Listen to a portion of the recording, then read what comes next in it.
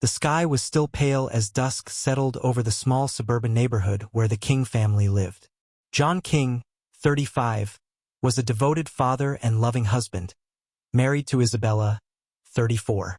Together, they had built a modest but happy life in the house they rented from Michael Lee, a 50-year-old millionaire who owned hundreds of properties across the country. John worked long hours as a truck driver, providing for his family, while Isabella, a housewife, stayed home to look after their two young children, Robert, age 3, and Martha, barely 1-year-old. That evening, as Isabella prepared dinner, she glanced out the window, expecting John's truck to pull into the driveway any minute. But the minutes turned into hours, and the unease that had gnawed at her since dusk deepened into something darker. A sudden knock at the door sent a chill down her spine. She wiped her hands nervously on a kitchen towel and opened the door to find a police officer standing somberly in the dim glow of the porch light. "Mrs. King?" he asked gently, his voice low. Isabella nodded, her heart hammering in her chest. "I'm afraid I have some terrible news." The words that followed shattered Isabella's world. John had been involved in a fatal road accident just a few miles from home. In one tragic moment, the man she had loved and built a life with was gone. She sank to the floor, overwhelmed by the weight of her grief, clutching at her chest as though she could somehow hold the pieces of her heart together. The officer knelt beside her, offering words of comfort that felt meaningless in the face of her pain. Isabella cried until there were no more tears left. The weight of John's sudden death was unbearable, and the world seemed to blur into nothing but a haze of grief. As she sat on the floor, clutching her knees, memories of their life together flashed before her eyes. Among them, one stood out, the moment they first met, almost like it happened just yesterday. She had been 18, young and full of hope, working behind the counter of a fast food restaurant to save up some money. The bustling sounds of the kitchen and customers barely registered with her that day until he walked in, tall, handsome, and with a smile that seemed to light up the room. He was a few years older, the kind of man who caught everyone's attention. John walked up to the counter, his eyes twinkling with mischief. "Hi, girl. Who is this beautiful black girl?" he asked with a playful grin. "I don't even know her, but she already broke my heart." Isabella laughed, surprised by his boldness but not offended. She had always been attracted to men who were confident and a bit older. "What are you talking about? Wow, you don't even know me," she replied, unable to hide her amusement. "Well, I guess I need to know you then," John said, his voice smooth and charming. They exchanged phone numbers right then and there, and everything else was history. That was the beginning of their love story. The laughter, the long phone calls, and the late-night conversations that eventually blossomed into a life together. John had always been her rock, her best friend, and the love of her life. And now he was gone. As the memories faded back into the present, Isabella realized how alone she felt without him. The future that had seemed so certain was now shattered, leaving her adrift with 2 small children and no idea how she would navigate the days to come. The days that followed were a blur for Isabella.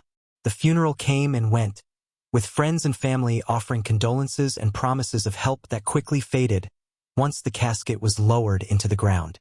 Isabella found herself alone, with 2 small children to care for and no source of income. The savings John had left were minimal, and the bills were beginning to pile up. Among them was the rent for the house, 3 months overdue. Isabella knew she couldn't afford to stay in the house much longer, but the thought of uprooting her children so soon after losing their father seemed unbearable. With no job and no support, the future looked bleak. But Michael Lee, their landlord, wasn't just a businessman. He was also a longtime friend of Isabella's late father, Roger, and he had known the King family for many years. While Michael was a shrewd and calculating businessman, beneath his sharp exterior lay a heart capable of empathy, especially for someone like Isabella, whom he considered almost like family. Michael Lee sat in his large, sunlit office on the 22nd floor of his company's headquarters, staring out at the city below. His life had been one of calculated risks and smart investments, and he had built a property empire that spanned the country. But wealth and success hadn't come without sacrifices.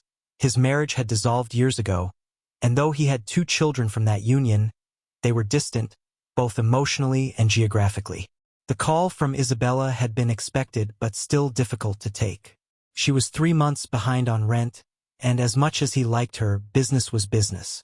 But when she broke down over the phone, explaining her situation, the loss of John, the struggle to care for her children, Michael felt a pang of sympathy that he hadn't felt in a long time.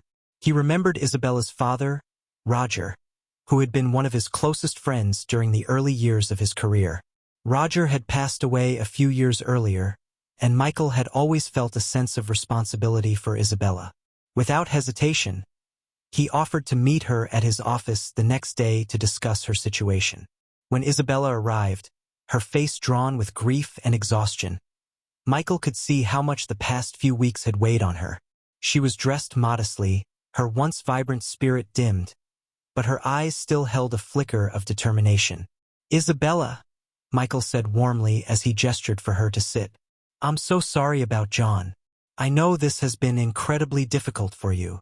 She nodded, wiping away a tear. "I don't know what to do, Michael. I can't afford the rent and I don't want to lose the house. The kids have already been through so much."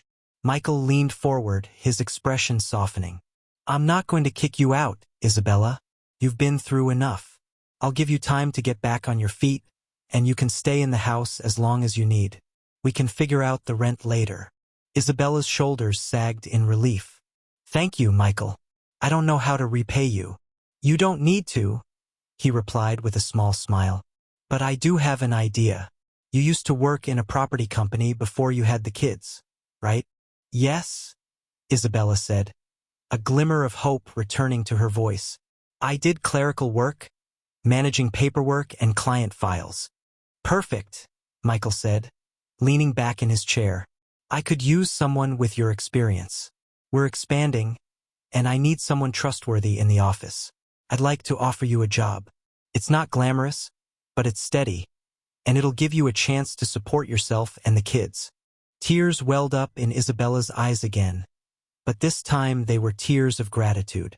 "Michael, I don't know how to thank you." "You don't have to," he said softly. "Just do the work and take care of yourself and the kids. That's all I ask." Over the next few weeks, Isabella began to settle into her new routine. Working as a clerk in Michael's office gave her a sense of purpose and stability she hadn't felt since John's death. She juggled her duties at work with caring for Robert and Martha, grateful that Michael had given her the flexibility to manage both. She hadn't yet caught up on the rent, but Michael had assured her there was no rush. One afternoon, while Isabella was organizing some files in the office, she overheard Michael talking to someone on the phone. His tone was friendly, and she recognized the name that came up in conversation: Joe Jackson, one of Michael's closest friends and a fellow property mogul. Joe was a self-made millionaire, having built his own real estate empire from the ground up, much like Michael. He was also one of the few black property owners in the city, and he and Michael had been friends for decades. Later that day, Michael called Isabella into his office. "I've been thinking about your situation," he began, folding his hands on his desk. "And I had a conversation with Joe earlier. I told him about what's been going on, and he's offered to help." "Help?" Isabella asked, confused. "Joe's offered to cover the 3 months of rent you've missed. He said he knows how hard it is to lose someone and wants to make sure you don't have to worry about falling behind. You won't have to pay anything for the next 3 months, and after that we'll figure out a payment plan that works for you."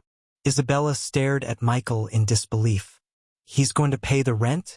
But why?" "Because Joe's a good man, and he understands how tough things can get. He also remembers your father, Roger. He told me he was friends with him too, back in the day." Isabella's voice trembled as she spoke. "I don't know what to say. This is more than I could have ever asked for." "You don't need to say anything," Michael said kindly. "Just take the time to focus on your kids and your work. Joe and I have got the rent covered, and we'll make sure you're okay." With the financial burden of the rent lifted and a steady job to support her, Isabella slowly began to rebuild her life. Michael and Joe's generosity had given her the breathing room she desperately needed, and she threw herself into her work, eager to prove herself in the office. As the months passed, Isabella became more confident in her role. She handled contracts, managed tenants, and even started to take on some of the more complex tasks that Michael entrusted her with. Her salary was modest, but it was enough to keep food on the table and pay for Robert and Martha's needs. Every evening, after putting the kids to bed, Isabella would sit by the window and think about how much her life had changed since John's death. The grief was still there, lurking just beneath the surface, but she had found a way to keep moving forward. She was no longer the scared, overwhelmed widow she had been in those first few weeks. Now, she was a mother determined to build a future for her children, no matter how hard it might be. Michael continued to be a steady presence in her life, offering guidance and support when she needed it. He never treated her like a charity case, and for that, Isabella was grateful. Their relationship had grown into something more than just a landlord and tenant. There was a genuine friendship there, built on shared history and mutual respect. One evening, as Isabella was leaving the office, she bumped into Joe Jackson in the hallway. He was there to meet Michael for a business dinner, but he stopped to chat with her for a few minutes. "Isabella," Joe said warmly, "Michael's told me you've been doing great work. I knew you'd be able to pull through." "Thank you," she said, smiling. "I don't know what I would have done without your help." Joe shrugged, his easygoing demeanor putting her at ease. "It was the least I could do. Roger was a good friend of mine, and I know he'd want me to look out for you. You're doing all the hard work now. I'm just happy I could help out." As Isabella walked away, she felt a deep sense of gratitude, not just for the financial help, but for the kindness and support that had surrounded her in her darkest moments. By the time the 3 months of rent had passed, Isabella was in a much better position than she had been before. She had paid off most of her debts, and with a steady income from her job at Michael's company, she was able to keep up with the rent. Michael and Joe had never once pressured her about the money, and for that she was eternally grateful. One afternoon, as Isabella was working at her desk, Michael came over and sat down across from her. He had a thoughtful expression on his face, and she could tell something was on his mind. "Isabella," he began slowly, "I've been thinking about your future here." She set down her pen, suddenly nervous. "What do you mean?" "Well, you've done an incredible job since you started here," Michael said. "You've taken on more responsibility than I ever expected, and the company is better for it. I'd like to offer you a promotion, a more senior role, with better pay and benefits. You've earned it." Isabella was speechless. A promotion was more than she had ever imagined, and the thought of being able to provide even more for her children filled her with a sense of pride and accomplishment. I don't know what to say," she stammered. "Thank you, Michael. This means so much to me." "You deserve it," Michael said, smiling. "You've worked hard, and you've shown that you're capable of so much more. I have no doubt that you're going to keep moving up from here." As Isabella left the office that day, she couldn't help but think about how far she had come since John's death. The road had been long and difficult, but with the help of Michael, Joe, and the people around her, she had rebuilt her life piece by piece. Her future was still uncertain, but for the first time in a long time, she felt hopeful. She knew there would be challenges ahead, but she also knew she had the strength to face them. And with her children by her side, she would keep moving forward, no matter what. Years later, as Isabella sat in her office, now a senior executive at Michael's company, she looked out at the city below, reflecting on everything that had led her to this moment. Her children were growing up happy and healthy, and she had built a life for herself that she could be proud of. Michael and Joe remained close friends, both to her and to each other. They had taught her the value of kindness, generosity, and the importance of lifting others up when they were down. Their friendship, built on mutual respect and shared history, had been the foundation of her recovery. As she gathered her things to head home for the day, Isabella felt a deep sense of gratitude for the people who had helped her along the way. She knew that, no matter what the future held, she would always carry the lessons of those difficult years with her. The strength of community, the power of resilience, and the enduring legacy of friendship. And with that, she locked her office door and stepped out into the warm evening air, ready for whatever the next chapter of her life would bring. Thank you so much for staying with me until the end of the story. If you felt the emotional twist of this tale, then I have done a good job. This kind of story reminds us the complications that exist in our world and how sometimes the unexpected happen when least expected. If you enjoy this, please don't forget to hit the like button, share your thought in the comment, and of course subscribe to the channel for more stories that narrate deep into the daily human experiences. Until next time, stay curious and stay inspired. I'll see you in the next video.